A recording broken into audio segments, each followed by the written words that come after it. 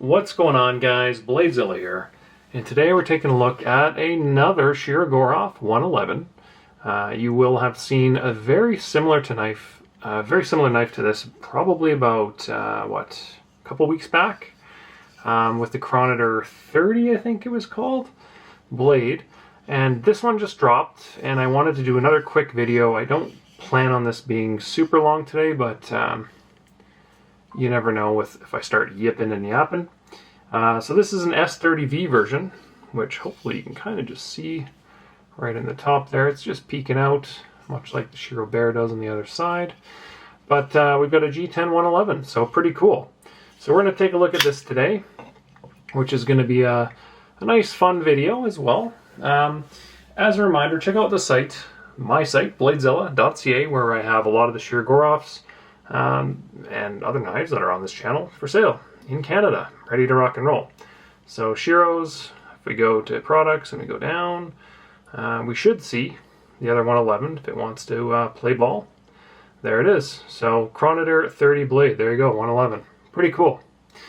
Very similar knife in literally every way, other than it has a different blade. So nothing too crazy, but that's BladeZilla.ca, and figured, hey, why not do a shout out? But you know, in the past, these videos have always been really casual, more fun than anything. Not necessarily super technical, but you know, when they can be, for sure. But it's more or less just to show you the knife, and for those interested in taking a peek, at least you've got a place to do it. So this is the S30V 111. Now, we'll start with some measurements, we'll look at some weights, and some comparisons, just because that's what we do. And I think I've got a bunch of production knives beside me that we can use here, so let's start with this. So overall length, we are coming in at 9 3/4, maybe 9 5/8, somewhere in the middle there, depending on how we're squinting our eyes. Blade length will be 111 mils, which is about 4 1/4 to the grind, and to the center of the choil a little bit longer. Handle length is 5 3/8 ish, so it's a big knife. I will say this though, it doesn't feel super huge in your hand. That's what she said. It's a very thin handle. Honestly, it's thin. It is that liner lock or inset liner construction on multi-row bearings, so it doesn't feel huge. And with that, the weight's not crazy either. And I thought when we weighed this, I can't remember, it was, I thought, below the inches to ounce ratio. But let's double check that. May as well, just in case. Where we go? 0. Any guesses? 4 1/2, maybe? 4.8? 5.3. 5.3. So not even close for me. I take a lot of pride when I'm close, but when I'm off, just having a bad day. 5.3. So a little over 5 ounces on my scale, right? Who knows how accurate my scale is? So 5.3 ounces. Really not bad, considering, you know, the magic ounces to inch formula. 3.5 ounce, or sorry, 3.5 inch blade, you want to weigh roughly 3.5 ounces. 3-inch blade, you want it to weigh 3 ounces. 4-inch, 4 ounces, etc. That's just kind of the golden standard, and I think, who came up with that? It may have been Nick Shabazz originally. But anyway, so obviously a little bit over that, but big knife. Big knife requires big blades, big blade steel thicknesses typically. Just gorgeous. And this is every bit as nice as the full carbon version, honestly. All that milling on that G10 looks real sharp. The clip is attached internally, which I believe the 5.1 was not. I think it was internal. And obviously just the general pattern of the layout of the milling is a little different, but still very high end considering. Let's take a look on the show side here. Quite nice. And I love how you get kind of the different variations of the Shiro tools here as well. The little screws. So as a reminder, you know, use the Shiro bit. Some people can get away with like a penny because it's made of a softer material. You could use a credit card as well, fold it on itself. But realistically, on a knife like this, could you use a screwdriver? Yes. You'll probably mar up the hardware and lose a little bit of resale value. But if it's a user, I don't know if many people are going to worry about that. Like typically I find, even for myself, knives in this kind of Shirogorov price point tend to be the users versus, you know, their fancy custom division, full customs, etc. So it's just nice to have options. As I mentioned, it is on multi-row bearings, which they typically write this on the tab here instead of up top here. And I can't see, are we seeing MRBS on that tab? I think we are. And by the way, the milling there just looks fantastic, which is pretty normal, but I'll grab my little light just to kind of highlight that a little bit. Yeah, MRBS. It's pretty cool. We'll also take that to look inside, which no milling on the inside of this, which is kind of what you'd expect at this price point. Not a surprise. But that MRBS looks fantastic. And just the stepping on that looks so nice. Gorgeous. You do see how they even cut out the other side here too. Not really needed. That lock bar does sit up a little bit higher than the frame on the opposing side, which is nice because your thumb can find it real easy. And that's something that I really liked on a lot of their knives. And if we go back to even like the F95 design, this is a Hattie, you still see that, right? See the lock bar even on their folders? Frame lock, sorry.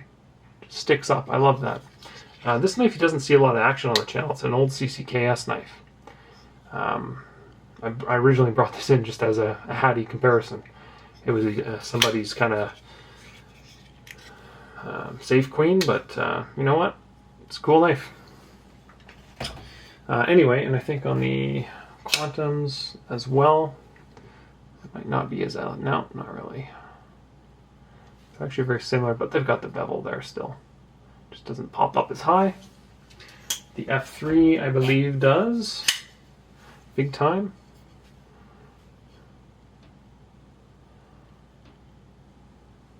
Love when they do that. In terms of sizing, I'm going to try to get all these on one frame, so we'll try to squeeze everything in. So 111 is their big shabazz. We go down to the Hattie, or the we'll use that Hattie again. F95, same thing, same knife really, just in carbon scale, and I'll try to do pivot to pivot. From there we roll down into the Stellar, which is kind of their in-between, and their newest model, I should say, as well. And then from there we go down to the Neons, and if I can find a Neon, that's in my kit. There's my Neon Zero, which is is it their smallest knife? I don't know if, I'm trying to think here if they've done anything smaller than a Neon. The Mini Quantum, I think, is bigger. Anyway, that's kind of their 4 sizes, and typically on this channel I've always kind of focused on everything right there, right? Because those are, you know, everyday sizes, you know, 3.5 inch to 4 inch. That's your primary size people like to carry. And once you go past, you know, 4-inch blade, they're big. They're essentially like a pocket sword. And it's just so cool to have all of them at the same time. Typically when I put 111s on the site, they're not super readily available and they go really quick. So it's kind of cool to have a bit of a lineup here where I can kind of walk through the different sizes for a change and include that 111 because it is nice to have. It is very nice to have. Now how that fits in the kind of G10 end of Shiros, well, you know, they've got they've got the F3s. I've shown that already. On the G10, they've got the Quantiums as well, which I just showed a blue one there. And their G10's really, really well done, honestly. It's kind of funny how they don't really do a neon in G10 other than some inlays, but I wonder, I guess they've done the Hation. Did they do that in a G10? I thought they may have with a Halloween edition, but I don't have one. So, yeah, oh well. In terms of the rest of the knife here, so we've kind of talked about the G10. We've talked about that it's on MRBS, which is multi-row bearings. If we look at Shirogorov's kind of bearing profile, we have it's second from the bottom, so to speak. So the first is a ball in a circle called single row bearings, which is what you'd think, a ball on a track in a circle. Multi-row bearings are those same ball bearings, but in kind of a pinwheel pattern around the that same, more of a washer design at that point, but it's not to add smoother feel or whatever. It's actually to stiffen up kind of the contact point between the blade and the frame. That's what it does, is it kind of adds stability there. From there we go into roller bearings, which are, think of it as a needle bearing, so like hot dogs around that circle, and those are typically found on custom division knives. And then from there we go up one more tier to the double row roller bearings, which are typically found in their full customs, which are with, you know, there's exceptions to every rule here, but they're fantastic. But more sporadic layout, kind of cut those needle bearings in half and put them in different patterns. It's pretty cool. Pretty cool. You know, one thing I do dig, definitely, on this guy is just how thin the handle is. Like, it feels like a normal size knife in your hand. Balance is good. Might be a little back heavy. Might be the clip pulling it down. It's not awful. You know, a heavier blade would help that. In terms of the blade itself, S30V, it's a throwback. Like, it's a classic steel. Classic super steel. It's, there's nothing wrong with it. Easy to work on, easy to sharpen, durable enough, stainless enough. Timeless. The problem is, there's better steels. And nowadays, you know, where people, they need to see Magna Cut, unfortunately, or they need to see M390, or 20 CV, like, it's just, people need to have that. You know, I had heard Shirogorov's favorite steel was S90V, and you see that on a lot of his customs. And, you know, S30V, nothing wrong with it. I would absolutely use it in a heartbeat and have no issues with it. Same with Chromax. You know, I've been carrying a neon light for about a month now, and you know what? Chromax is great. It's not as sexy. It's not as sexy as Van X or even LMAX for that matter. But Chromax is basically just a LMAX, just a little bit better. Nothing wrong with it though. It's a great steel, and I think S30V, no different. Nothing wrong with it. I love how this guy also has like almost a full-length backspacer. Something that not a lot of other Shiros have this much profile to it. Typically it's kind of like 2/3. So it's cool to see that. The other thing is there's no jimping on this blade. Don't know why, but that's just flat top. No issues there. It's just comfortable. You can kind of go all the way down, but if there's someone who has a thumb long enough to go all the way down, I'd love to see it, because that would be a miracle in itself. Like, you'd have to really choke up on this thing to get down there. So, I'm surprised there's no swage on this, but flat top, no issues. Super smooth action on those bearings. The Shirogorovs, they just float. They absolutely float home. They're so comfortable to use. The clip itself, we're looking at what, that much sticking up, which isn't crazy for such a big knife. You know, you can kind of go two ways with this. Given that the knife is longer, the deeper you make that clip, the more knife that kind of ends up in your pocket. So if you don't have a super deep clip, it kind of alleviates that a little bit and won't go all the way down like in your jeans or whatever. Like, I wouldn't be carrying this knife with, you know, NBA shorts or board shorts, like definitely jeans, right? Because it is, you know, 5-ounce knife, it's big. It's big. That's what she said. Hey, we do have a lanyard hole in the back as well, which is kind of tucked away nicely and doesn't have that hole from the side profile that the Stellar gives the design. So it is kind of nice. It is a different layout than the Quantums, the F95s, in that it's not quite countersunk down, but you know, it's still there. You can run lanyards. You can put whatever you want, beads on there, if you're into that sort of thing. And tolerances are as tight as ever. For a production knife of this price point, for a Shirogorov to do that is quite incredible. I'm still trying to find out if these guys are hand ground or machine ground. You know, the Ursus line is all machine ground, and basically everything else is hand ground, so I'm assuming it's done by hand, especially considering volume's not high on these. You know, if I was picking between S30V and that Chronometer 30, well, I think, simply put, like, if you're using any level of moisture around the knife, like, you don't really go with Chronometer.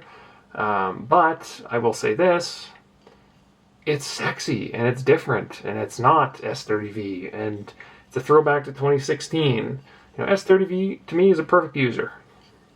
So, nothing wrong with either, to be honest. Just both are cool.